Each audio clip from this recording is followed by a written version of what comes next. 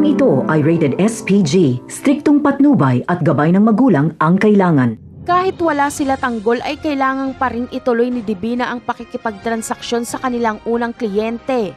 Pero delikado ito dahil 3 lang sila. Kaya humingi ng tulong si Divina kay Agustus para sa kanilang seguridad.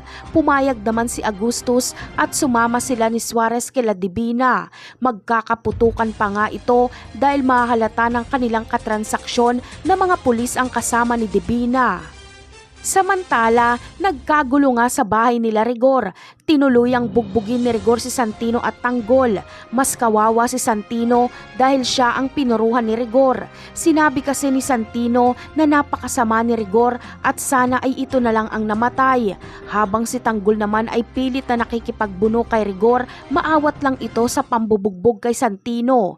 Natapos lang ang gulo noong bumunot ng baril si Rigor. Sa kabilang eksena naman ay hindi nga iniiwan ni Ramon ang kanyang ama sa ospital. Alam niya kasing delikado dahil hindi pa alam kung sino ang gustong pumatay dito.